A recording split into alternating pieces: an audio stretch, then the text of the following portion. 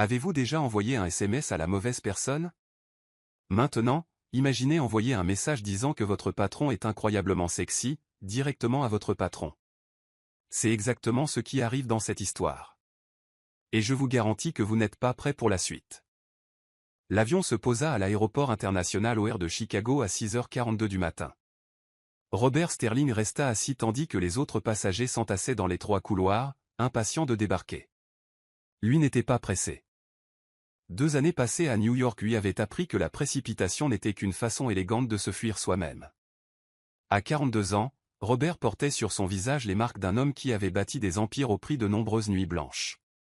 Ses cheveux bruns, désormais poivre et sel aux tempes, encadraient un visage aux traits marqués. Une mâchoire anguleuse, des yeux bruns foncés qui semblaient voir à travers les gens. Il était le genre d'homme qui, en entrant dans une pièce, devenait immédiatement le centre de gravité de tous les regards. Mais à l'intérieur, Robert se sentait vide. Manhattan avait été un refuge, ou du moins était-ce ce qu'il s'était raconté en acceptant de diriger la branche new-yorkaise de Sterling et Associates. La vérité était plus simple et plus douloureuse. Il fuyait Chicago, ses souvenirs, et la solitude qui le hantait même dans les salles de bal les plus bondées. Le taxi traversa la ville encore endormie. En ce lundi matin, Chicago s'éveillait doucement, comme si elle aussi se préparait à l'accueillir. Par la fenêtre, Robert observait la silhouette des gratte-ciel le long de Lakeshore Drive, reconnaissant des rues autrefois familières qui semblaient désormais appartenir à une autre vie. La maison de Lake Forest était exactement telle qu'il s'en souvenait. Les hauts murs de briques couverts de lierre, le portail en fer forgé. Le jardin que sa grand-mère, décédée depuis 15 ans, avait planté avec tant de soin. Et sous le porche, assis dans un fauteuil en osier, une tasse de café entre les mains, se trouvait grand-père Anthony. 78 ans, les cheveux entièrement blancs, mais des yeux qui brillaient toujours de la même vivacité que lorsque Robert était enfant et que son grand-père l'emmenait pêcher sur le lac Geneva. Anthony était le fondateur de Sterling et Associates, l'homme qui avait transformé un petit cabinet de conseil de garage en un empire occupant aujourd'hui 3 étages d'un immeuble au cœur du Lope. Il était temps, dit le vieil homme en se levant avec une certaine difficulté.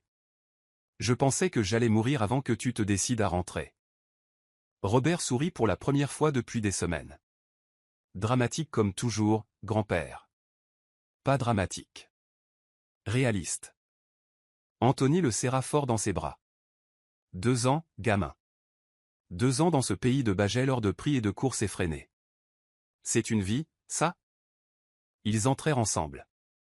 La maison sentait le café frais et le pain grillé.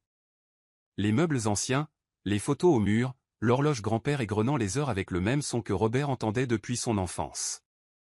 Tout ici était souvenir figé. Ils s'assirent dans la cuisine. Anthony versa le café avec la précision de quelqu'un qui accomplissait ce rituel depuis des décennies. Et l'américaine, demanda-t-il sans détour. Cette Catherine? Robert porta la tasse à ses lèvres pour gagner du temps. Ça n'a pas marché. Le vieil homme l'observa avec ce regard qui semblait toujours capable de lire dans les pensées. Et pourquoi ça, hein? C'est parce que tu n'ouvres jamais ton cœur, fiston? Grand-père. Grand-père, rien du tout. 42 ans. À ton âge, j'avais déjà 3 enfants, une femme merveilleuse et une entreprise en pleine croissance. Qu'est-ce que tu as, toi? Un appartement vide à New York et un autre vide ici? Robert ne répondit pas. Il n'y avait pas de réponse. Grand-père avait raison, comme toujours. L'entreprise a besoin de toi, poursuivit Anthony, changeant de sujet avec l'habileté de quelqu'un qui connaissait les limites de son petit-fils. Ce Richard que j'ai laissé aux commandes est compétent, mais il manque de vision. Il n'a pas le cran que tu as. Je sais. Et tu dois rencontrer les nouveaux employés. 2 ans, c'est long. Il y a des gens bien là-bas. Dont tu ignores même l'existence. Robert hocha la tête, sentant déjà le poids des responsabilités retomber sur ses épaules. C'était ce qu'il savait faire. Travailler, construire, commander.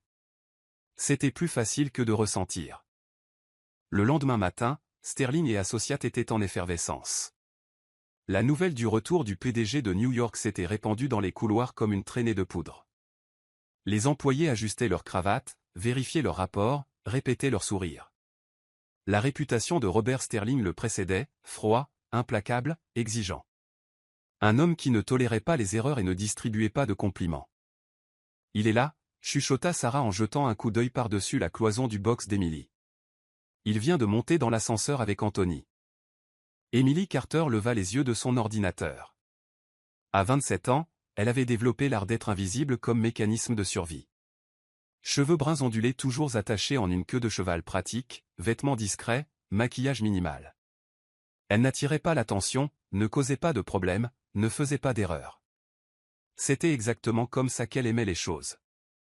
Et alors, répondit-elle en reportant son attention sur l'écran. Et alors? Il est magnifique, Emily. Je veux dire, absurdement beau et célibataire. Il a rompu avec la copine de New York. Ragot de bureau? Ragot confirmé par Sonia à l'accueil, qui a entendu Anthony en parler à Richard. Emily leva les yeux au ciel mais ne put réprimer un demi-sourire. Sarah était comme ça, un ouragan d'énergie et d'enthousiasme qui, d'une manière ou d'une autre, avait décidé qu'Emily serait sa meilleure amie dès son premier jour de travail, 2 ans auparavant. L'ascenseur s'ouvrit avec un douding. Les conversations à l'étage cessèrent comme si quelqu'un avait appuyé sur un bouton remué et collectif. Robert Sterling avançait dans le couloir avec Anthony à ses côtés. Même de loin, sa présence était magnétique. Le costume bleu marine parfaitement taillé, la posture droite, le menton légèrement relevé. Chaque pas semblait calculé pour transmettre l'autorité. Anthony s'arrêtait à chaque bureau, présentant les employés que Robert ne connaissait pas encore. Sourire nerveux, poignée de main formelle, phrases répétées. Puis ils arrivèrent au box d'Emily. « Voici Emily Carter », dit Anthony avec un sourire chaleureux. « Tu te souviens d'elle? La fille de Stas, ton voisin du numéro 8. Quand tu étais ado, c'était cette petite fille sur le vélo rose qui nous montrait tout le temps ses dessins. » Emily sentit son visage brûler. Bien sûr, Anthony devait mentionner ça. Bien sûr. Robert l'observa un instant qui sembla s'étirer à l'infini. Il n'arrivait pas à relier l'image de l'enfant bruyante et énergique à la femme qui se tenait devant lui. Les yeux marron clair, presque couleur miel, étaient trop expressifs pour quelqu'un essayant clairement de se cacher. Ses lèvres tremblaient légèrement.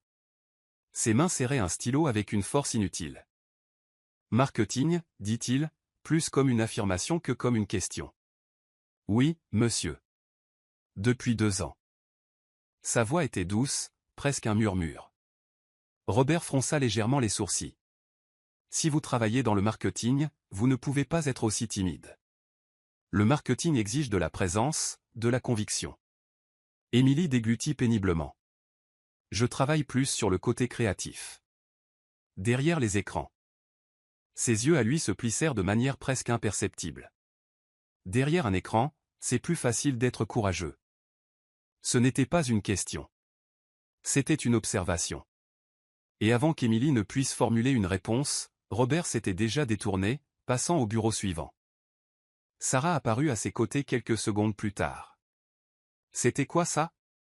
Emily relâcha le souffle qu'elle ne s'était pas rendu compte avoir retenu. Je ne sais pas. Mais je crois que je viens d'être jugée et trouvée insuffisante. Ou alors il a été intrigué par toi. Sarah, pour l'amour de Dieu.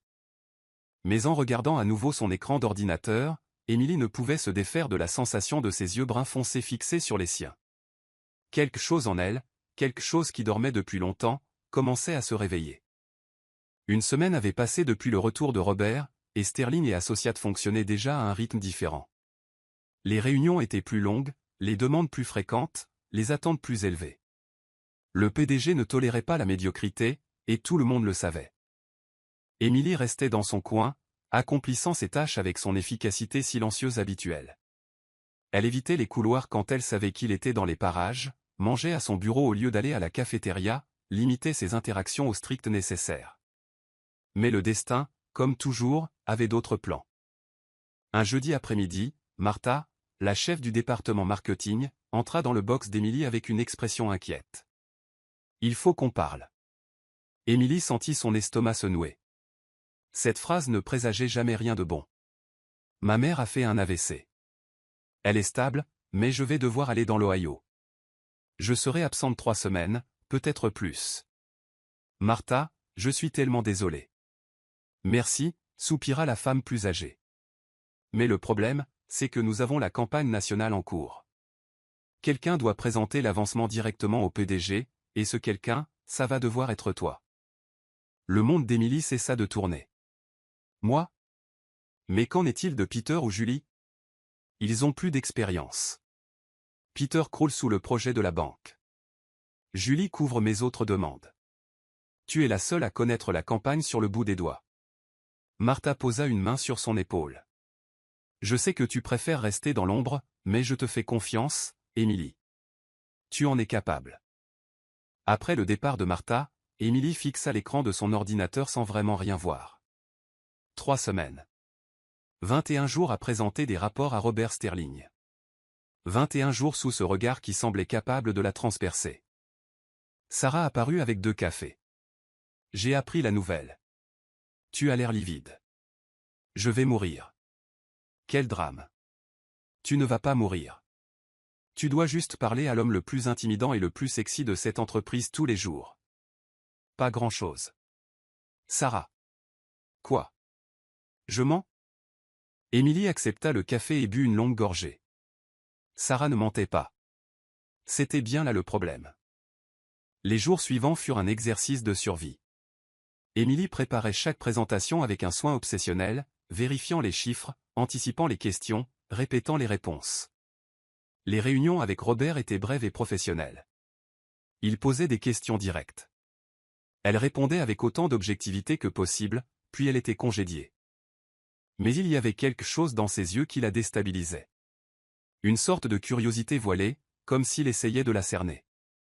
Et il y avait aussi ces moments où elle le surprenait à regarder dans sa direction à travers les parois vitrées de son bureau. Rapide, presque imperceptible, mais réel. Lors d'un après-midi particulièrement épuisant, Emily s'effondra sur sa chaise et ouvrit le chat interne de l'entreprise. Elle avait besoin de ventiler. Emily, Sarah, je n'en peux plus. Sarah, qu'est-ce qui s'est passé maintenant? Emily, je sors juste d'une autre réunion avec Sterling. Tout est à l'impératif. Fais ci. Apporte ça. S'il vous plaît, n'existe pas dans le vocabulaire de cet homme. Sarah, oh ma chérie. Tiens bon. Emily, il est tellement froid. Sérieusement. Parfois je pense qu'il n'est même pas humain. Sarah, mais au moins il est beau, non? Personne ne peut nier ça. Emily regarda vers le bureau vitré. Robert était debout, lui tournant le dos, examinant des documents. Le costume épousait parfaitement son dos large. Les épaules étaient celles de quelqu'un qui fréquentait clairement la salle de sport. Elle observa la façon dont il inclinait la tête quand il lisait, comment il passait sa main dans ses cheveux dans un geste automatique. Ses doigts bougèrent sur le clavier presque de leur propre volonté. Emily, il est en super forme pour un homme de 40 ans. Il est musclé. Ça se voit, même avec le costume. Et cette bouche. Il a une bouche qui intimide. Elle appuya sur envoyer, et son cœur s'arrêta. Dans le coin supérieur de la fenêtre de chat, le nom du destinataire brillait en lettres qui semblaient grossir sous ses yeux. Robert Sterling. CO. Non. Non. Non. Non. Non. Emily sentit le sang se retirer de son visage. Ses mains se mirent à trembler. L'air semblait avoir été aspiré de ses poumons. Elle cliqua frénétiquement, cherchant une option pour annuler, supprimer, faire disparaître ce message de l'existence. Il n'y avait rien. Le cœur battant la chamade, elle regarda vers le bureau vitré. Robert marcha jusqu'à son bureau, s'assit et regarda l'écran de son ordinateur. Il lisait le message. Emily guettait chaque micro-expression sur son visage, cherchant un signe, colère, moquerie, surprise. Mais Robert ferma simplement la fenêtre de chat et continua de travailler. Comme si de rien n'était. Emily passa le reste de l'après-midi dans un état de panique silencieuse. Chaque fois que le téléphone sonnait, elle se figeait. Chaque fois que quelqu'un passait devant son box, elle retenait son souffle. Elle s'attendait à être convoquée dans son bureau à tout moment. Elle s'attendait au renvoi, à l'humiliation publique, à la fin de sa carrière. Mais l'appel ne vint jamais. À 6 heures du soir, alors que la plupart des employés étaient déjà partis, Emily rassembla ses affaires avec des mains encore tremblantes. Elle jeta un dernier coup d'œil vers le bureau de Robert. Il était toujours là, travaillant, apparemment inconscient du chaos qu'il avait installé dans sa vie. Il va faire comme si ce n'était pas arrivé, pensa-t-elle en marchant vers l'ascenseur. Peut-être qu'il ne l'a même pas lu correctement. Peut-être qu'il l'a ignoré. Mais au fond d'elle, Emily savait que ce n'était que le début. Robert Sterling n'était pas un homme qui ignorait les choses. Cette nuit-là, allongé dans son lit dans l'appartement vide du quartier de Gold Coast, il relut le message d'Emily pour la 10e fois.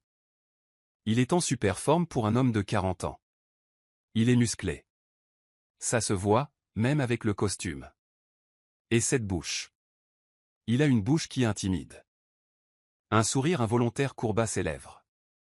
L'employé timide qui pouvait à peine le regarder pendant les réunions avait une opinion bien formée sur son physique, et elle n'avait pas peur de l'exprimer du moins quand elle pensait que personne n'écoutait. Que faire de cette information? L'option professionnelle serait de l'ignorer. Prétendre qu'il n'avait jamais reçu ce message. Garder la relation strictement professionnelle. Passer à autre chose. Mais il y avait quelque chose chez Emily Carter qui l'intriguait. La façon dont elle se cachait derrière sa propre compétence. Ses yeux couleur miel qui transmettaient bien plus qu'elle ne le voulait probablement. La contradiction entre la femme qui tremblait devant lui en réunion et celle qui avait le courage d'écrire ces mots. Robert avait toujours aimé les contradictions. Elles étaient bien plus intéressantes que les gens prévisibles. Le lendemain matin, lors de la réunion de présentation des résultats, il décida de tester les limites. Emily était visiblement nerveuse. Plus que d'habitude. Ses mains tremblaient légèrement alors qu'elle faisait défiler les diapositives, et elle évitait de le regarder directement. Robert observait chaque réaction, chaque micro-expression, cataloguant tout avec la précision de quelqu'un habitué à lire les gens. Quand elle termina la présentation, il se pencha en avant. « Bon travail, dit-il, gardant sa voix neutre. Je vois que vous avez fait une certaine gymnastique mentale avec cette proposition. L'agilité se voit. » Emily cligna des yeux. Une fois. 2 fois. La rougeur monta le long de son cou comme une marée. C'est-à-dire. Merci, monsieur. Robert réprima un sourire. Gymnastique, agilité. Des mots innocents pour n'importe qui d'autre dans la pièce, mais pas pour elle. Les jours suivants, le jeu continua. Quand Emily remit un rapport, Robert commenta, bien structuré. Ça montre que vous avez gardé la forme pour cette analyse. Lors d'une réunion avec d'autres départements, en la présentant, Emily est responsable du côté créatif. Elle a de l'énergie à revendre pour le boulot. Dans la cuisine, quand ils se retrouvèrent seuls par accident, il demanda nonchalamment en se versant un café, « Vous faites du sport, Emily ? Une activité physique, vous savez ? Ça garde le corps agile. L'esprit aussi. » À chaque commentaire, chaque mot soigneusement choisi, Robert observait ses réactions. Le visage qui s'empourprait. Les yeux qui s'écarquillaient brièvement. La façon dont elle se mordait la lèvre inférieure, essayant de garder son calme. Emily, de son côté, devenait folle. Il le sait, dit-elle à Sarah pendant le déjeuner. Il le sait définitivement et il s'amuse à mes dépens. Tu es sûr? C'est peut-être juste des coïncidences. Garde le corps agile, gardez la forme. Sarah, il joue avec moi. Sarah mordit dans son sandwich, pensive. Et toi, ça ne te plaît pas? Emily ouvrit la bouche pour répondre, mais les mots ne vinrent pas, car la vérité était compliquée. Oui, elle était mortifiée. Oui, elle voulait que la terre l'engloutisse chaque fois qu'il faisait un de ses commentaires. Mais il y avait aussi autre chose. Une électricité qui parcourait ses veines quand il s'approchait. Une anticipation presque douloureuse avant chaque réunion. Une partie d'elle qui, peu importe combien elle essayait de le nier, commençait à apprécier ce jeu dangereux. Je ne sais pas ce que je ressens, admit-elle finalement. Sarah sourit. Je pense que tu le sais. Tu ne veux juste pas l'admettre. Cet après-midi-là, Emily fut convoquée pour une réunion de dernière minute dans le bureau de Robert. Elle entra le cœur battant, serrant sa tablette comme un bouclier. Il était debout près de la fenêtre, observant la ville en contrebas. Quand elle entra, il se retourna lentement. Fermez la porte. Emily obéit, sentant chaque nerf de son corps en alerte. Asseyez-vous. Elle s'assit sur la chaise en face de son bureau, croisant les jambes dans un geste automatique d'autodéfense. Robert ne s'assit pas. Au lieu de cela, il marcha lentement jusqu'à se tenir de l'autre côté du bureau, appuyant ses mains sur la surface en bois poli. Cette position le plaçait au-dessus d'elle, dominant. « J'ai besoin que vous organisiez les données de l'étude de marché pour demain, dit-il. Le conseil veut une présentation complète. Oui, monsieur. Et Émilie. Elle leva les yeux, croisant les siens pour la première fois depuis son entrée dans le bureau. Arrêtez de m'appeler monsieur. Mon nom est Robert. Son cœur rata un battement. C'est plus professionnel. Nous sommes seuls. Il se pencha légèrement. Et je pense que nous avons dépassé le stade des formalités excessives, pas vous? Le message était clair. Il n'allait pas la laisser oublier. Émilie sentit un mélange d'indignation et de quelque chose de plus chaud monter dans sa poitrine. Je peux y aller? Vous pouvez. Elle se leva rapidement, marchant vers la porte. Mais avant qu'elle ne puisse l'atteindre, sa voix l'arrêta. Émilie? Elle se retourna, la main déjà sur la poignée. Robert l'observait avec une expression qu'elle ne pouvait déchiffrer. J'ai regardé aussi, dit-il doucement. Juste au cas où vous vous poseriez la question. Puis il reporta son attention sur les documents de son bureau, comme s'il ne venait pas de bouleverser son monde. Les semaines suivantes furent des montagnes russes émotionnelles pour Émilie. Le jour, elle s'occupait avec le travail, s'enterrant sous les tableurs et les présentations. Mais la nuit, allongée dans son petit appartement de Rogers Park, elle ne pouvait s'arrêter de penser à lui. J'ai regardé aussi. Qu'est-ce que cela signifiait? Était-ce juste une autre provocation? Une continuation de ce jeu cruel? Ou y avait-il autre chose? Pendant ce temps, Robert menait sa propre bataille intérieure. Il n'avait jamais été du genre à perdre le contrôle. Il avait bâti sa carrière, sa vie entière en réalité, sur les fondations solides de la rationalité et de la planification. Chaque décision était calculée, chaque pas mesuré. Les émotions étaient des luxes qu'il ne pouvait se permettre. Mais Emily Carter bousculait toutes ces certitudes. Il se surprenait à l'observer à travers les murs de verre de son bureau, la façon dont elle mordillait le bout de son crayon quand elle réfléchissait. Comment elle rassemblait ses cheveux en un chignon désordonné quand elle était frustrée par un problème. Comment elle riait en couvrant sa bouche quand Sarah racontait une blague. Robert voulait être la raison de ce rire. Il voulait qu'elle le regarde sans peur dans les yeux. Il voulait des choses qu'il n'avait pas le droit de vouloir. Et puis vint le jour où il vit Emily parler à Matt. Matt était un designer, 28 ans, cheveux blonds décolorés par le soleil, et le genre de sourire facile qui mettait les gens à l'aise autour de lui. Il était appuyé sur la cloison du box d'Emily, disant quelque chose qui la faisait rire. Pas le rire contenu habituel, mais un rire authentique qui illuminait tout son visage. Quelque chose de sombre remua dans la poitrine de Robert. De la jalousie. Pure, irrationnelle, dévastatrice. Avant de pouvoir réfléchir à ce qu'il faisait, il décrocha le téléphone et composa son numéro de poste. « Émilie, j'ai besoin que vous veniez dans mon bureau. Je dois revoir quelque chose avec vous. Maintenant. » Il observa par la fenêtre alors qu'elle disait au revoir à Matt et marchait vers son bureau. Le designer la regarda partir avec une expression qui ne plut pas du tout à Robert. Émilie entra, légèrement essoufflée. « Alors, Robert, tu as dit que c'était urgent? Assieds-toi. » Ils passèrent les 20 minutes suivantes à revoir un rapport que Robert avait déjà approuvé par email 3 jours plus tôt. Émilie réalisa clairement l'inutilité de la réunion mais ne dit rien, se contentant de répondre aux questions avec son efficacité habituelle. Quand ils eurent fini, Robert se renversa dans son fauteuil en l'observant. « Ce Matt du design, dit-il, essayant de paraître décontracté. C'est un ami à toi? » Émilie fronça les sourcils.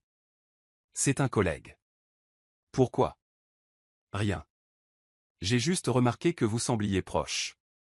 On déjeune ensemble parfois. Il est drôle. Drôle. Robert sentit sa mâchoire se crisper. Bien, tu peux disposer. Émilie se leva mais hésita à la porte. Robert? C'était la première fois qu'elle l'appelait par son prénom. Le son fut comme une décharge électrique. Oui. S'il y a quelque chose que je fais mal, j'aimerais le savoir. Je n'aime pas les jeux. Avant qu'il ne puisse répondre, elle sortit, laissant la porte entr'ouverte. Robert fixa l'espace vide pendant un long moment. Je n'aime pas les jeux. Elle avait raison. Il était injuste. Il la provoquait, La troublait, utilisait le pouvoir de sa position pour satisfaire ses propres désirs sans rien donner en retour. Mais admettre cela signifierait admettre d'autres choses. Des choses que Robert n'était pas prêt à affronter. Ce soir-là, il appela son grand-père. « Grand-père, je peux passer ?» Anthony rit à l'autre bout de la ligne. « Tu as encore besoin de demander ?» La porte est toujours ouverte, fiston. 1 heure plus tard, Robert était assis sous le porche de la maison de Lake Forest, une bière à la main, son grand-père à côté de lui. « Tu as l'air de quelqu'un qui ne dort pas bien, » observa Anthony. « Problème de travail. » Mensonge. On règle les problèmes de travail en dormant. C'est une femme. Robert soupira. Grand-père savait toujours lire au-delà des mots. Il y a une employée. La fille de Stas. Émilie ? Robert le regarda, surpris. Comment tu sais ? Gamin, je t'ai vu la regarder le jour de ton retour. Tu l'as regardée comme je regardais ta grand-mère. Anthony prit une gorgée de bière. Je pensais que ça te prendrait plus de temps pour t'en rendre compte. Ce n'est pas simple, grand-père. C'est mon employé. Les gens vont parler. Et alors ? Alors je suis le PDG. J'ai une réputation à maintenir. Et elle pourrait être blessée. Ils diront qu'elle est avec moi par intérêt. Qu'elle a eu des promotions parce qu'elle couche avec le patron. Et tu te soucies de ce que disent les autres ? Non, mais je me soucie de ce qu'elle pourrait subir. Anthony hocha lentement la tête. Alors tu l'aimes vraiment ? Ce n'était pas une question. Robert ne répondit pas. Il n'en avait pas besoin. Tu sais quelle a été la plus grande erreur de ma vie ?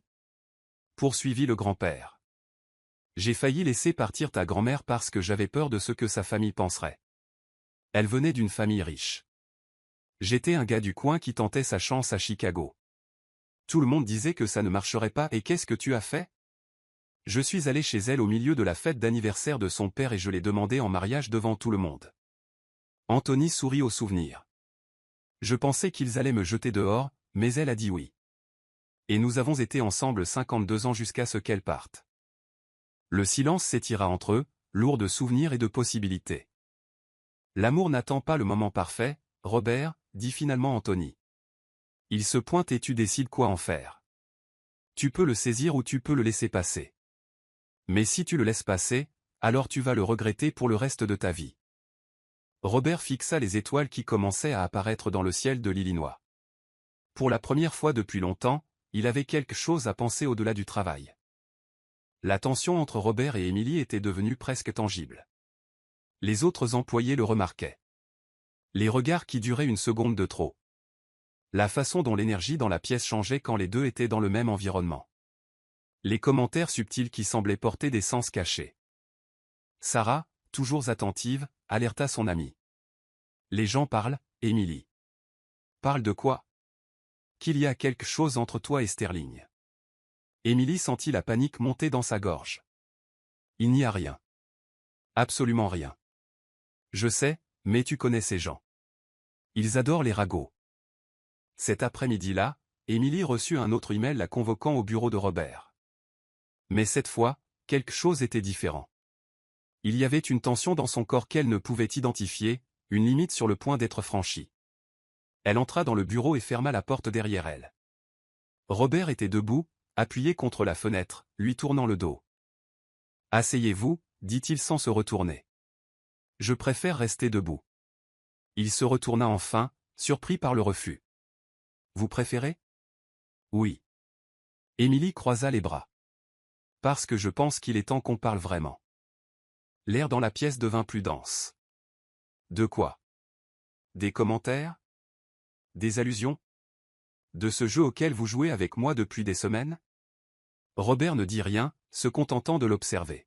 « Ça suffit, » continua Émilie, sentant toute la frustration accumulée exploser. « Ça suffit avec les commentaires sur l'exercice, sur la forme physique, sur l'agilité. J'ai fait une erreur, d'accord ? J'ai envoyé un message que je n'aurais pas dû envoyer. Mais vous me provoquez avec ça depuis des semaines. Me faisant me sentir comme une idiote, sans jamais avoir la décence de parler directement. » Elle tremblait, mais pas de peur.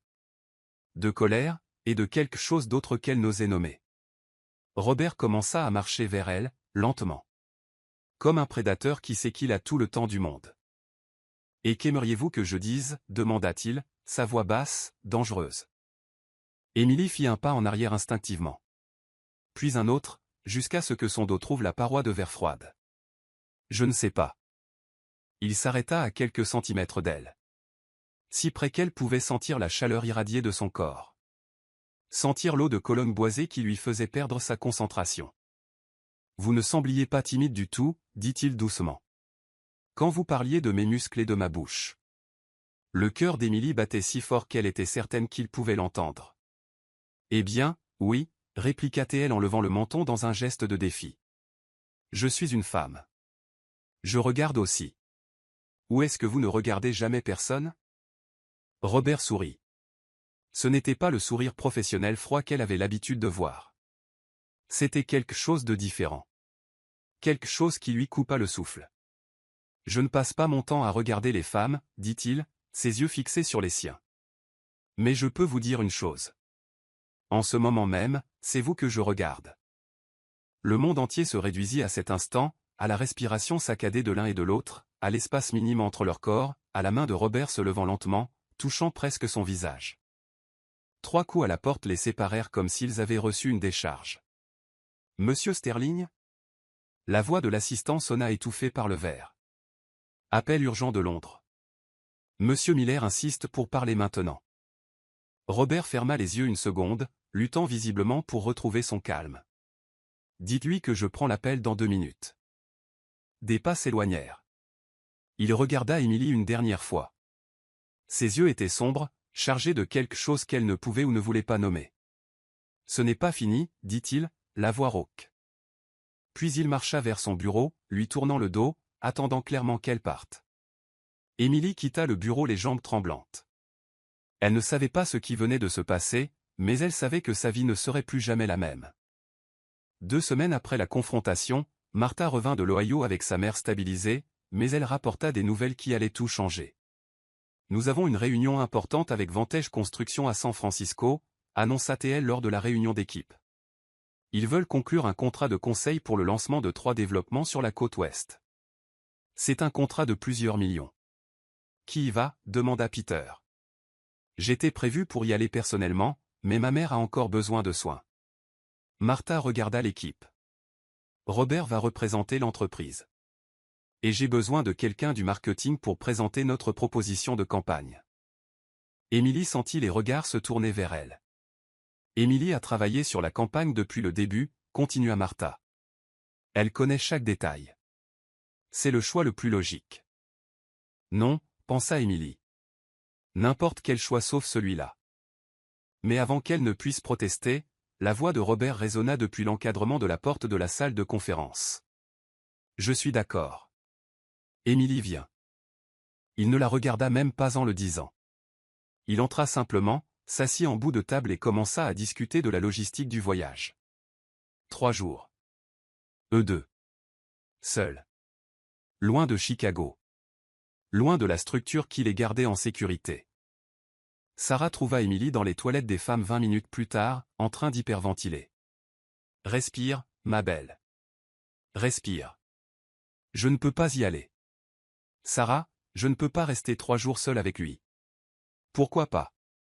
Parce que. Les mots se bousculaient. Parce que je ne me fais pas confiance.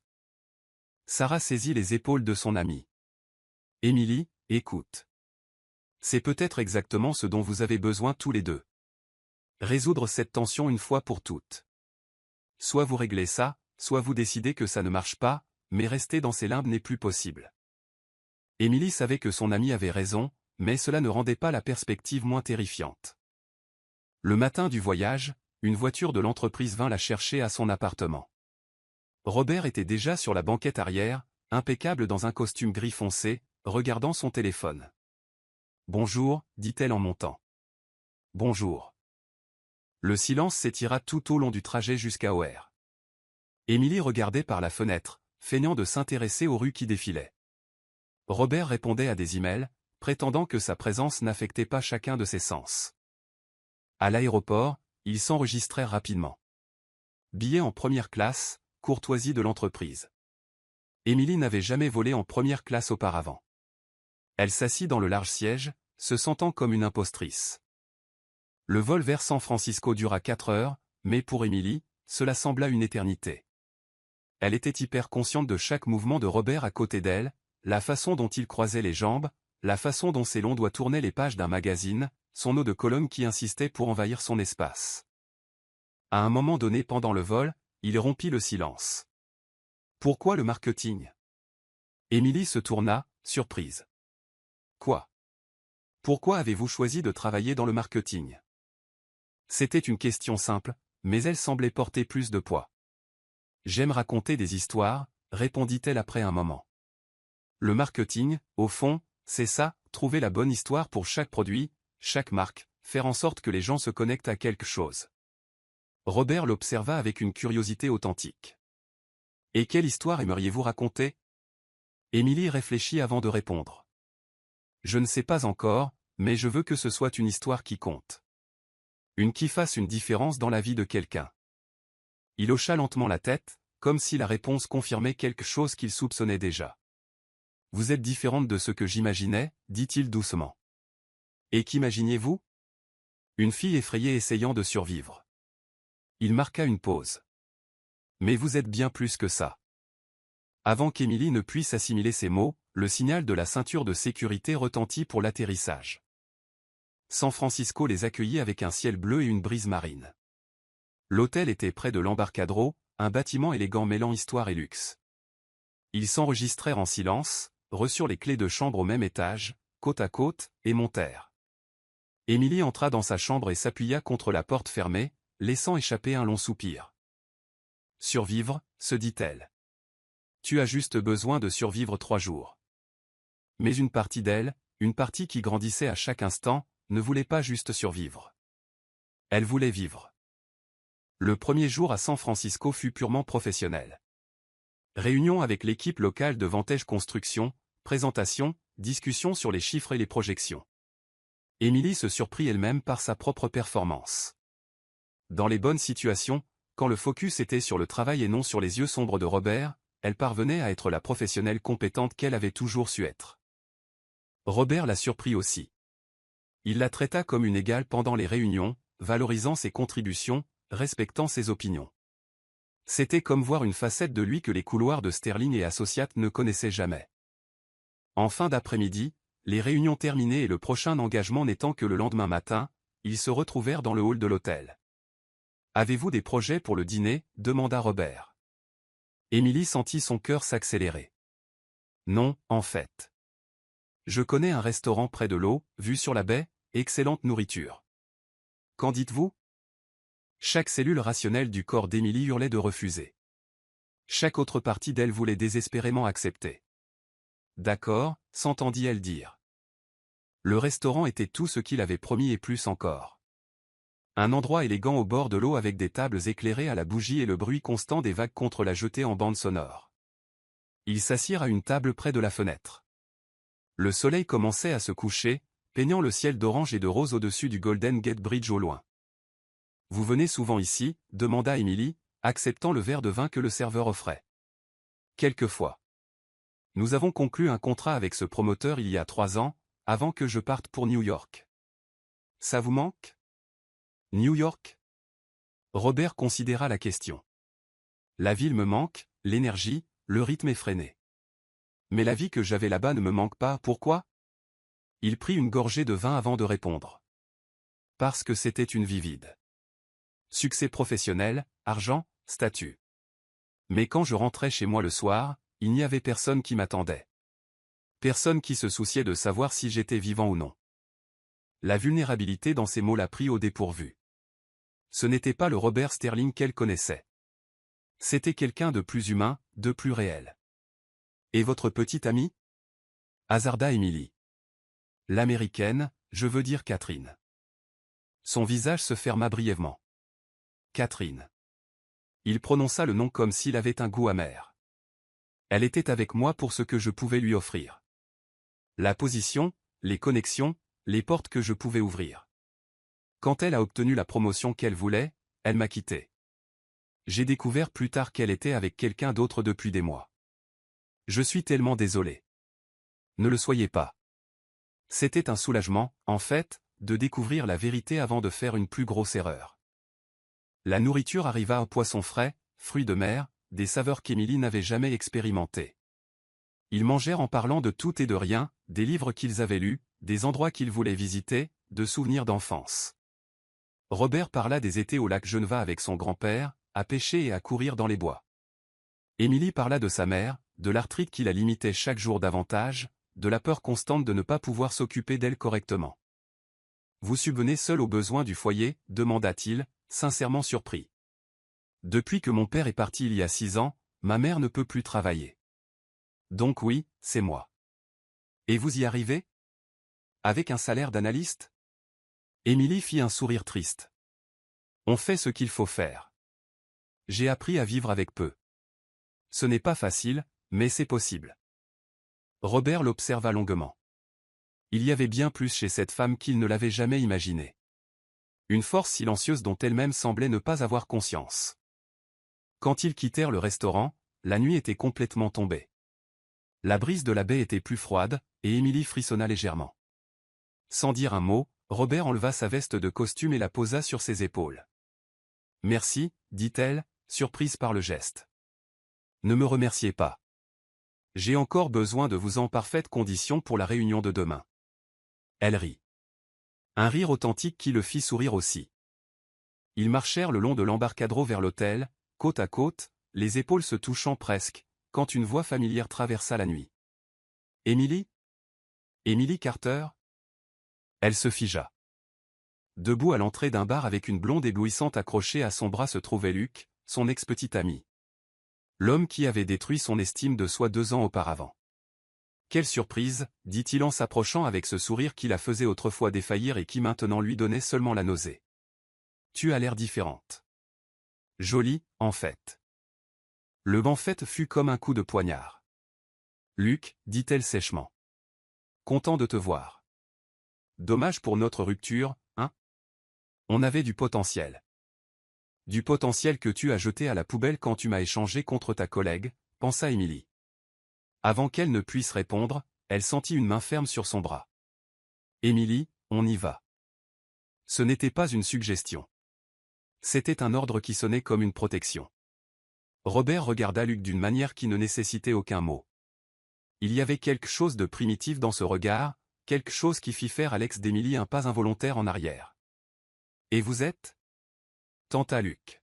« Quelqu'un qui ne gâche pas ce qu'il a, » répondit Robert froidement. Puis il guida Émilie au loin, sa main toujours ferme sur son bras, laissant Luc planté comme un idiot sur le trottoir. Ils marchèrent en silence pendant tout un pâté de maison avant que Robert ne parle. « Alors vous aimez ce genre de type ?» Il y avait quelque chose dans sa voix qui fit s'arrêter Émilie. « Qu'est-ce que vous voulez dire par là ? Ce Luc ? C'était votre petit ami ? » « Oui. Il y a 2 ans. Et il vous traitait comme ça ? Avec ce joli, en fait ? » Émilie sentit l'irritation monter. « Pourquoi ça vous intéresse ? » « Parce que... » Robert passa sa main dans ses cheveux, frustré. « Parce que ça m'intéresse, d'accord ? Je ne peux pas l'expliquer, mais ça m'importe. » Elle le regarda un long moment. Puis, inexplicablement, elle se mit à rire. « Qu'est-ce qu'il y a ? » demanda-t-il, confus. « Vous ? » Elle continuait de rire. Le grand Robert Sterling, PDG impitoyable, jaloux d'un idiot comme Luc. « Je ne suis pas jaloux. » « Si, vous l'êtes. »« Je ne le suis pas, vous l'avez regardé comme si vous alliez lui arracher la tête. » Robert ouvrit la bouche pour protester, mais s'arrêta. Et lentement, un sourire commença à se former sur ses lèvres. « D'accord, peut-être un peu. » Émilie laissa échapper un rire. Un vrai rire libérateur qui résonna dans la rue vide. Robert l'observait, fasciné. C'était la première fois qu'il la voyait ainsi. Libre. Sans barrière. Sans peur. Et c'était la plus belle chose qu'il ait jamais vue. « C'était un idiot, dit-elle finalement. »« Je sais. » Elle essuya une larme de rire. « Ça m'a pris 2 ans pour l'accepter. Mais je sais. Il vous a fait beaucoup de mal ? » La question était douce. prudente. Émilie soupira. Il me faisait sentir que je n'étais jamais assez. Que j'étais fade et sans ambition, sans rien qui vaille la peine. Quand il m'a échangé contre une autre, ça a juste confirmé tout ce que je pensais déjà de moi-même. Et vous l'avez cru? Pendant un moment.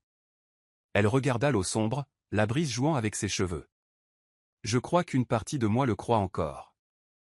Robert s'approcha, lentement, lui laissant le temps de reculer si elle le voulait. Elle ne recula pas, Émilie. Regardez-moi. Elle obéit. Vous êtes extraordinaire, dit-il. Chaque mot chargé de conviction. Intelligente, talentueuse, forte.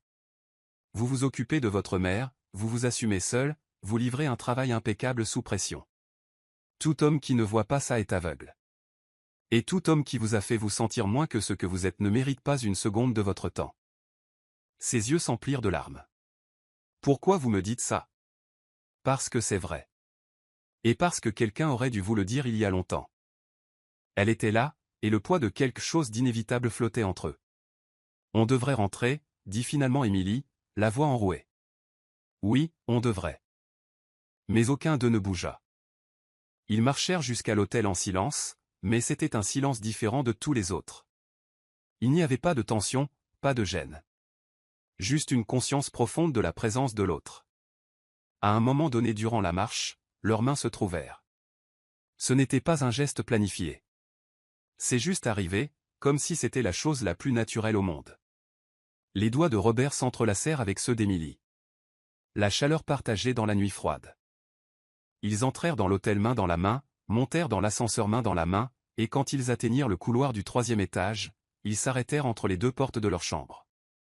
Le cœur d'Émilie battait si fort qu'elle était certaine qu'il pouvait l'entendre. Émilie, la voix de Robert était rauque. Oui. Il lâcha sa main et se tourna pour lui faire face complètement. Je ne sais pas si c'est une bonne idée.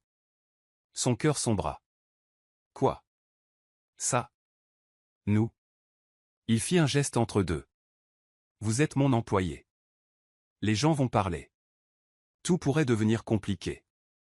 Émilie sentit les larmes brûler derrière ses yeux. Bien sûr. Bien sûr qu'il allait faire marche arrière. Bien sûr que tout n'avait été que son imagination. Je comprends, dit-elle en essayant de garder sa voix stable. Bonne nuit alors. Elle se tourna pour ouvrir sa porte, mais sa main saisit son bras. Vous ne m'avez pas laissé finir. Elle s'arrêta mais ne se retourna pas. Je ne sais pas si c'est une bonne idée, continua-t-il. Sa voix plus basse maintenant. Mais je m'en fiche. La seule chose dont je me soucie, c'est vous. Et je ne peux pas arrêter de penser à ça. À vous. À nous.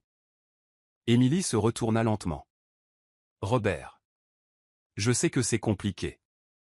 Je sais qu'il y a 1000 raisons pour que nous ne fassions pas ça. Mais pour la première fois de ma vie, je veux ignorer les raisons. Je veux suivre ce que je ressens. Elle le regarda. Incapable de parler. C'étaient les mots qu'elle avait attendus si longtemps. Venant de quelqu'un dont elle n'aurait jamais imaginé qu'il les prononcerait. Que ressens-tu? Chuchota-t-elle. Robert fit un pas vers elle. Puis un autre. Jusqu'à ce qu'il soit si proche qu'elle pouvait sentir son souffle sur son visage. J'ai l'impression que tu es la première personne, depuis très longtemps, qui me donne envie d'être meilleure.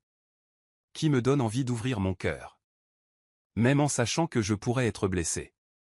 Qui me fait croire que peut-être je n'ai pas besoin d'être seul pour le reste de ma vie. Il leva la main et toucha son visage avec une douceur qui la fit trembler. J'ai l'impression de tomber amoureux de toi, Emily Carter. Et cela me terrifie tout en me faisant me sentir vivant. Une larme s'échappa sur la joue d'Emily. Robert, je. Mais ces mots furent engloutis lorsque ses lèvres touchèrent les siennes. Le baiser commença doucement, presque hésitant. Une question silencieuse. Émilie répondit en se rapprochant, ses mains trouvant son torse, sentant son cœur battre aussi erratiquement que le sien. Puis, le baiser s'approfondit.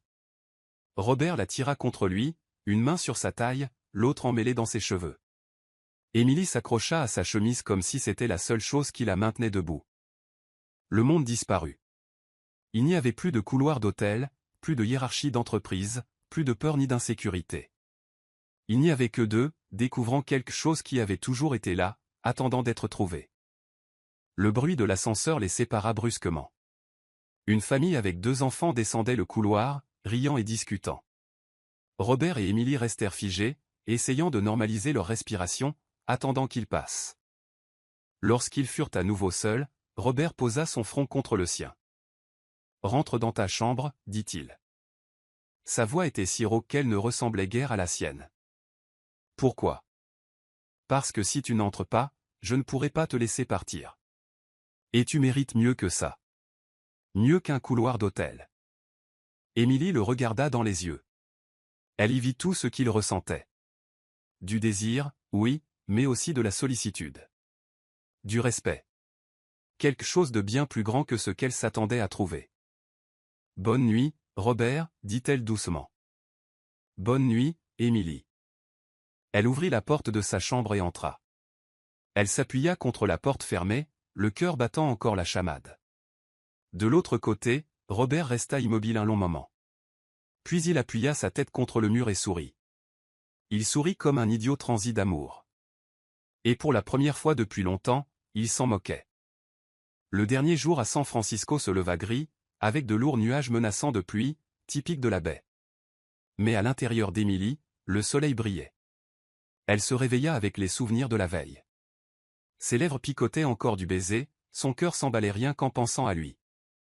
Elle prit sa douche et se prépara avec plus de soin que d'habitude.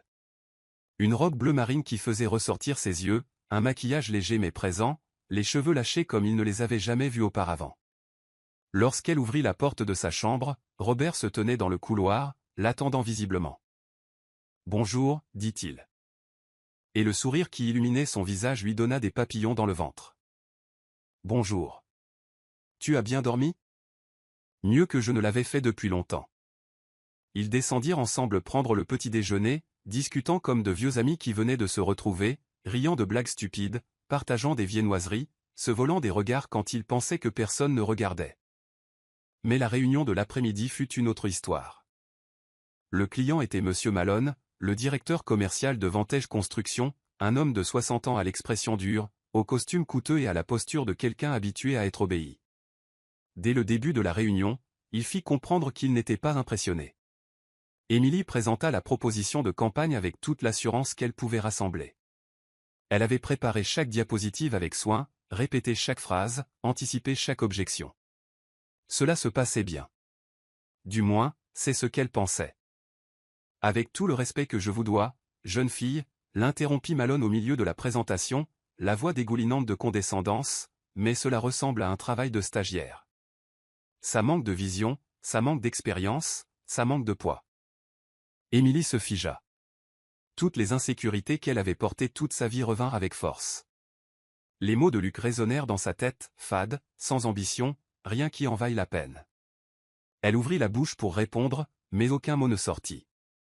C'est alors que Robert se leva. « Avec tout le respect que je vous dois, Monsieur Malone, dit-il. » Sa voix n'était pas celle du PDG professionnel. C'était la voix d'un homme qui venait de voir quelqu'un blesser la personne qu'il aimait. « Vous avez complètement tort. » La pièce entière devint silencieuse. Emily Carter est le cerveau derrière toute cette campagne, poursuivit-il, chaque mot tranchant comme l'acier. Elle a développé la stratégie, créé les concepts, projeté les exécutions. Tout ce que vous voyez est le résultat de son travail. Si vous ne pouvez pas voir cela, le problème n'est pas son travail. C'est votre capacité à reconnaître le talent. Malone devint rouge. Écoutez, ce n'est pas nécessaire. C'est nécessaire, si.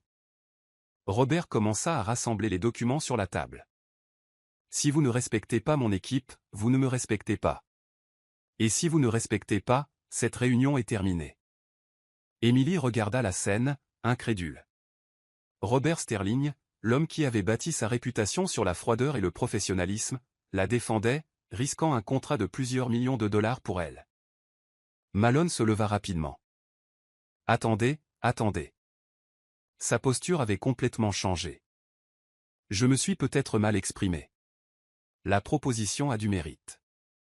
Nous pouvons continuer la discussion. » La réunion se poursuivit. Le contrat fut conclu aux conditions de Sterling et Associates. Et pour le temps restant, Malone traita Emily avec un respect qui n'était pas présent au début. Après le départ des clients, Emily s'excusa et alla aux toilettes. Dès que la porte se referma derrière elle, les larmes vinrent. Pas des larmes de tristesse, mais de quelque chose de bien plus grand, gratitude, soulagement. La sensation bouleversante d'avoir été vue, défendue, valorisée. La porte s'ouvrit.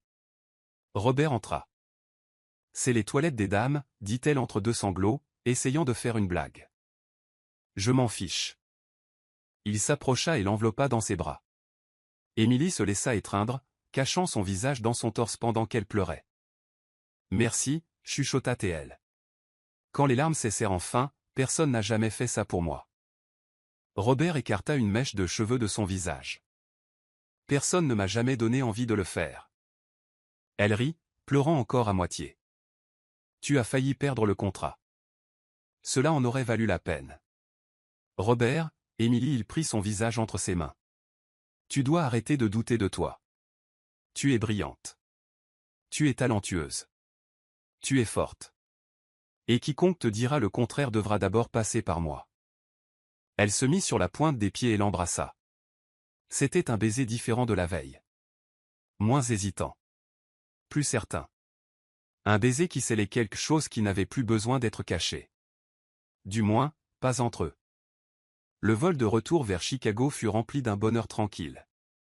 Robert et Emily étaient assis côte à côte, les mains entrelacées sous la coudoir où personne ne pouvait les voir.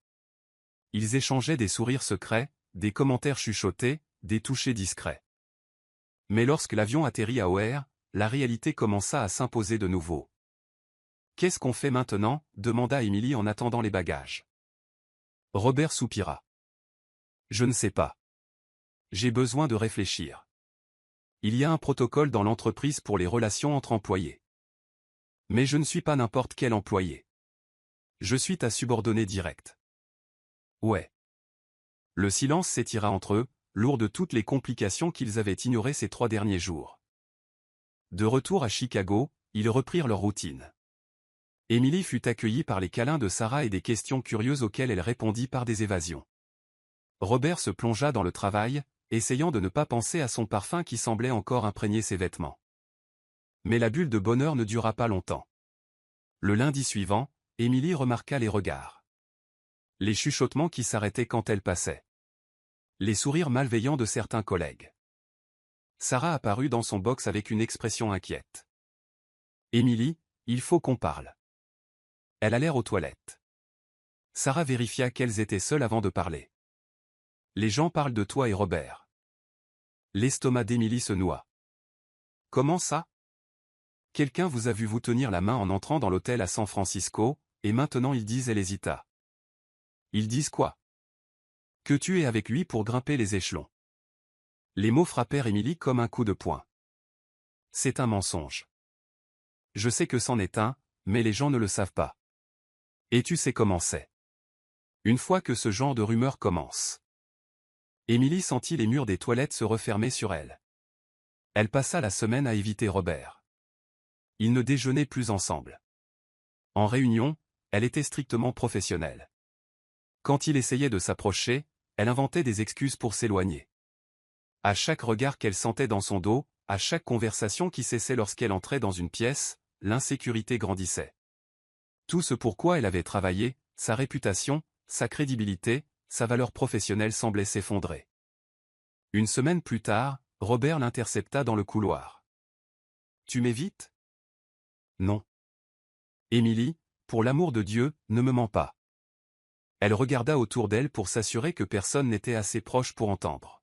« Les gens parlent, Robert. »« Et alors ? » ?»« Alors ils disent que je suis avec toi pour faire avancer ma carrière. » Elle vit sa mâchoire se serrer. « Et tu les crois ? » ?»« Non. Mais je ne peux pas contrôler ce qu'ils pensent. » »« Alors ne le contrôle pas, laisse-les penser ce qu'ils veulent. C'est facile pour toi. » Sa voix tremblait maintenant. « Tu es le patron, le PDG. Personne ne remet en question tes intentions. Personne ne doute de ton mérite. Je suis l'employé, la subordonnée. C'est moi qui perds ma crédibilité. C'est moi qui suis étiquetée comme la femme qui a couché avec le patron pour monter en grade. Robert ne dit rien parce qu'elle avait raison. Et il le savait. C'était une erreur, dit Émilie, sa voix se brisant enfin. Nous étions une erreur. Et elle s'éloigna, le laissant planté dans le couloir, dévasté. Robert passa les 2 semaines suivantes dans un état qui ne pouvait être décrit que comme misérable. Il travaillait de manière obsessionnelle, arrivant avant tout le monde et partant après le dernier employé. Il mangeait peu, dormait encore moins.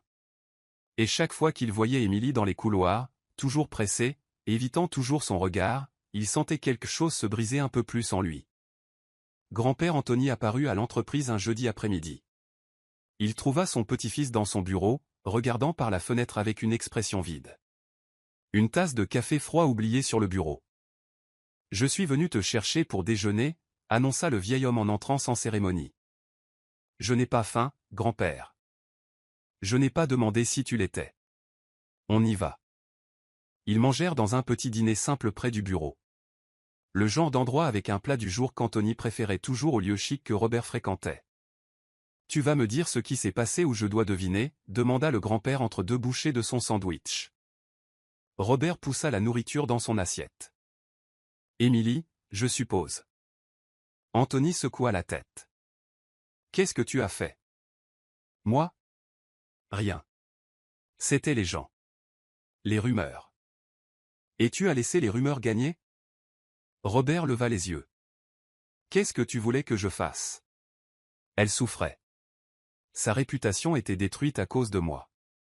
Et la solution était de s'éloigner? De la laisser seule face à ça? C'est elle qui s'est éloignée.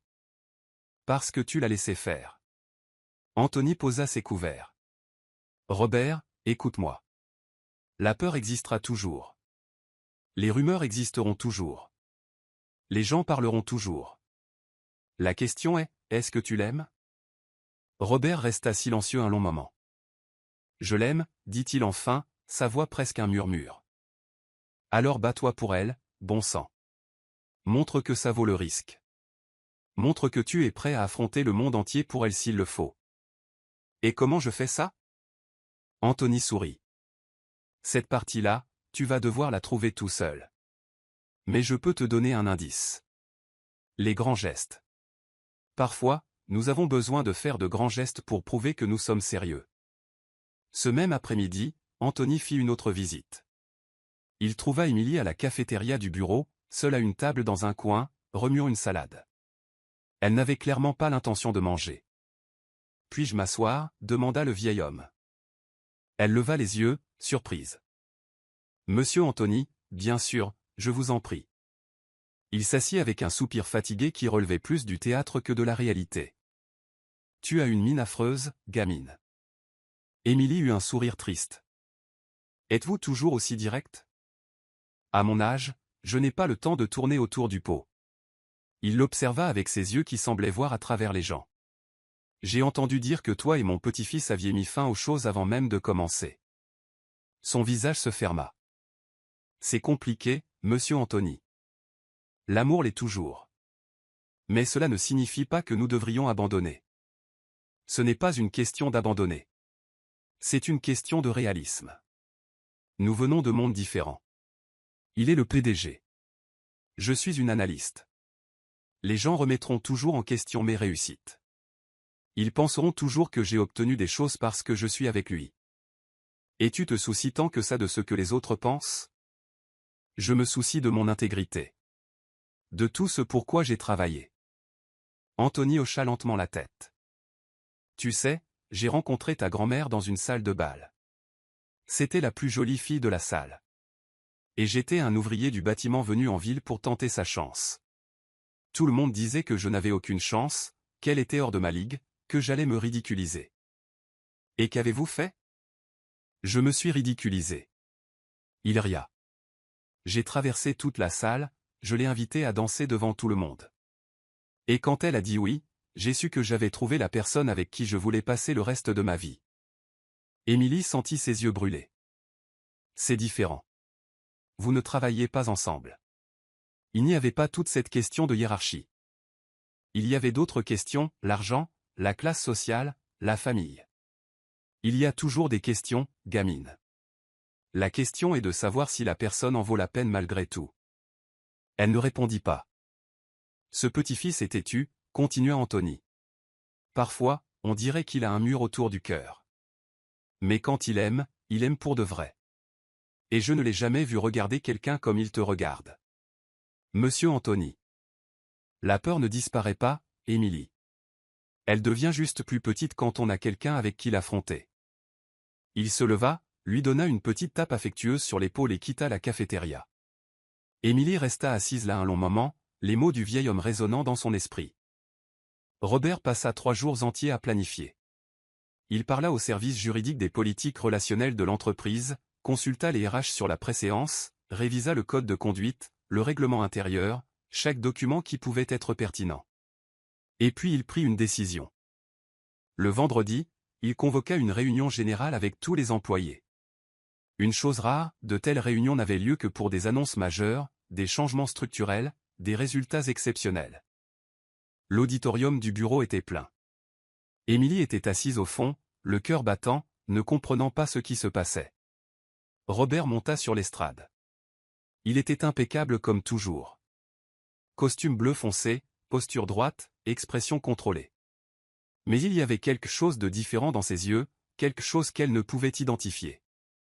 Bon après-midi à tous, commença-t-il, la voix amplifiée par le microphone. J'ai convoqué cette réunion pour 2 raisons. Il cliqua sur la télécommande du projecteur. Un graphique apparut à l'écran. Premièrement, les résultats de la campagne nationale que nous avons développée ces derniers mois. Nous avons dépassé les projections de 30%. C'est la meilleure performance marketing que cette entreprise ait jamais eue. Des applaudissements polis remplirent l'auditorium. Et ce résultat est principalement dû à une personne. Il fit une pause. Emily Carter. Emily se figea sur sa chaise. Tous les regards se tournèrent vers elle. Emily a développé la stratégie, dirigé l'exécution et représenté l'entreprise brillamment à San Francisco. Elle est sans aucun doute l'un des plus grands talents à être passé par cette entreprise. Et je veux que tout le monde le sache. Les applaudissements furent plus enthousiastes cette fois, mais Emily pouvait à peine les entendre. Son cœur battait trop fort. Maintenant, la deuxième raison de cette réunion. Robert descendit de l'estrade. Il commença à marcher parmi les chaises vers le fond de l'auditorium. J'ai passé les dernières semaines à essayer de faire la bonne chose. Garder mes distances. Être professionnel. Suivre les protocoles. Mais je ne peux plus. Il s'arrêta devant Emily. Tout l'auditorium retenait son souffle. Emily Carter. Je suis tombé amoureux de toi. Et je sais qu'il y a des règles, et je sais que les gens vont parler, et je sais que cela complique tout. Mais je m'en fiche. Emily sentit des larmes couler sur son visage. Ce que je ressens pour toi est plus fort que n'importe quelle règle. Il continua, sa voix douce maintenant, comme s'ils étaient seuls. Plus important que n'importe quelle politique. Plus réel que tout ce que j'ai ressenti dans ma vie. Il lui prit la main. Alors je suis là. Devant tous nos collègues. Admettant publiquement, je t'aime. Et je ne vais plus le cacher. L'auditorium était dans un silence absolu. Emily Carter, dit-il, un sourire tremblant sur les lèvres. Accepterais-tu de dîner avec moi? Officiellement.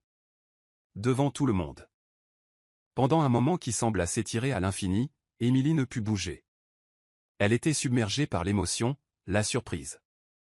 Quelque chose qui ressemblait beaucoup au bonheur. Puis elle hocha la tête. Oui. Le mot sortit comme un murmure. Mais c'était suffisant. Robert la tira vers lui et l'embrassa. Juste là, dans l'auditorium plein. Devant chaque employé de Sterling et Associates. Pendant une seconde, il y eut un silence. Et puis l'auditorium explosa en applaudissements. Sarah criait quelque chose d'inintelligible sous le coup de l'excitation.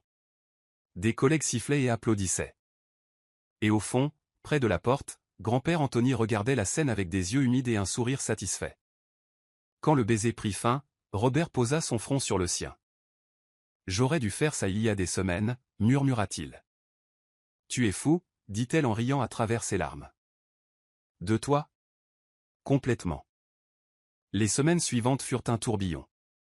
La relation entre le PDG et l'analyste marketing était le sujet le plus discuté dans l'entreprise.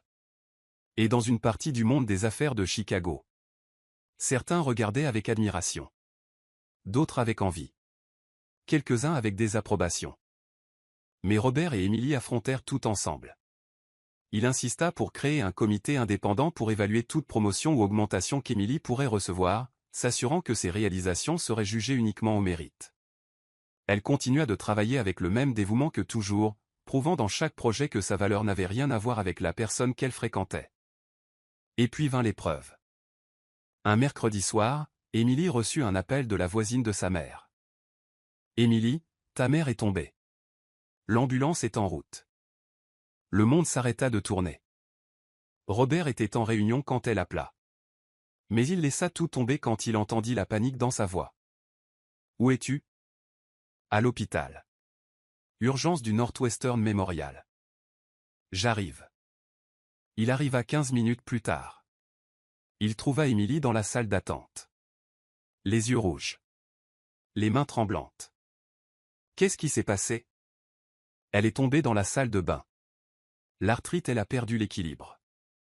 Ils font des examens maintenant. Robert la serra dans ses bras. Ils restèrent ainsi un long moment. Elle pleurant contre son torse. Lui la tenant comme s'il pouvait la protéger de toute la douleur du monde. Tout va bien se passer, chuchota Théil. Je suis là. Les heures suivantes furent agonisantes. Médecin allant et venant. Infirmière apportant des papiers. Et Émilie alternant entre espoir et désespoir. Enfin, une docteure d'âge moyen vint leur parler. Madame Clara s'est fracturé la hanche, expliqua-t-elle. Elle aura besoin d'une opération. Ce n'est pas une procédure simple. Surtout compte tenu de son état. Mais le pronostic est bon si tout se passe bien. Émilie sentit ses jambes se dérober. Robert la soutint. Quand aura lieu l'opération? Demain matin. Êtes-vous de la famille, monsieur? Avant qu'Émilie ne puisse répondre, Robert dit. Je suis le petit ami de sa fille et je vais m'assurer qu'elle reçoive les meilleurs soins possibles. La docteure hocha la tête et s'éloigna. Robert, tu n'es pas obligé. Si, je le suis. Il prit son visage entre ses mains. Ta mère fait partie de toi, et tout ce qui fait partie de toi compte pour moi. L'opération eut lieu le lendemain matin. Robert resta aux côtés d'Émilie pendant toutes les heures d'attente. Il lui tint la main quand le chirurgien vint donner des nouvelles. Il était là quand elle put enfin voir sa mère, réveillée et confuse, mais vivante. Madame Clara regarda sa fille. Puis le grand homme à ses côtés. C'est le garçon, demanda-t-elle d'une voix faible. Le patron qui est devenu le petit ami, rit Émilie à travers ses larmes. C'est lui, maman. Madame Clara étudia Robert un instant. Vous avez l'air d'un homme sérieux. Je le suis, madame. Et vous allez prendre soin de ma fille? Je le ferai. Ça, je peux vous le promettre. La vieille dame ferma les yeux. Alors c'est bon. Et elle s'endormit. Robert et Émilie se regardèrent. Et malgré toute la tension et l'inquiétude, ils sourirent. Parce qu'au milieu du chaos, ils avaient trouvé une certitude.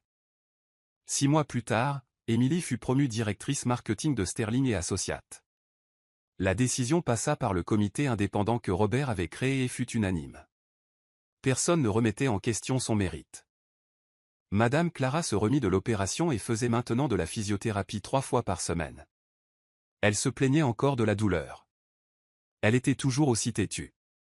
Mais il y avait une nouvelle légèreté chez elle depuis qu'elle avait commencé à passer ses dimanches à la maison de Lake Forest, où grand-père Anthony insistait pour griller des hamburgers. Cette vieille dame est coriace, commenta Anthony une fois, en regardant Madame Clara se disputer avec lui sur la cuisson de la viande. Je l'aime bien. Robert et Émilie avaient emménagé dans un nouvel appartement à Lincoln Park, un endroit qui appartenait aux deux, pas à lui ou à elle. Un endroit où ils construisaient une vie ensemble, brique par brique, jour après jour. Un dimanche soir, ils étaient tous réunis à la maison de Lake Forest. Les hamburgers étaient parfaits. La bière était fraîche. Et l'air sentait le bonheur. Émilie regardait Robert discuter avec Anthony. Tandis que Madame Clara somnolait dans un fauteuil à bascule, elle pensait à la façon dont sa vie avait changé en moins d'1 an. Comment un message envoyé à la mauvaise personne avait déclenché tout cela? À quoi penses-tu? Demanda Robert, apparaissant à ses côtés. À comment je suis arrivé ici? Il sourit en entrelaçant ses doigts aux siens. Des regrets? Pas une seconde. Sous la table, il serra sa main plus fort. Tu sais que j'ai toujours ce message enregistré, dit-il doucement. Émilie rit. C'est faux. Si, c'est vrai. J'ai fait une capture d'écran le jour même. C'est enregistré dans un dossier nommé la plus importante erreur de ma vie. Tu es impossible. Et tu m'aimes quand même. Elle se tourna pour le regarder. Je t'aime. C'était la première fois qu'elle le disait à voix haute. Et en s'entendant, elle sut que c'était la vérité la plus pure. Robert l'embrassa. Doux, sucré. Plein de promesses et de certitudes. Grand-père Anthony observait depuis l'autre bout du patio. Un sourire satisfait sur son visage ridé. Il leva sa bière en un toast silencieux à la femme qui n'était plus là mais qui, il le savait, regardait. Ça a marché mon amour, pensa-t-il. Notre petit-fils a enfin appris ce qui compte. Parfois, les choses s'arrangent exactement comme elles le devraient. Parfois, les plus grandes erreurs sont en réalité des bénédictions déguisées. Parfois, un message envoyé à la mauvaise personne finit par être envoyé à la bonne personne. Et parfois, l'amour arrive quand on s'y attend le moins. Déguisé en embarras, en provocation, en mur de verre et en couloir d'entreprise. Émilie regarda l'homme à ses côtés. La famille improvisée autour d'elle. La vie qu'elle n'avait jamais imaginé avoir. Tu sais, dit-elle, je pense que ce texto était la meilleure erreur de ma vie. Robert sourit. Notre meilleure erreur. Et sous le ciel étoilé de l'Illinois, entourés des gens qu'ils aimaient, ils surent qu'ils avaient trouvé ce qu'ils avaient cherché toute leur vie. L'un l'autre. Et cela, au final, était tout ce qui comptait.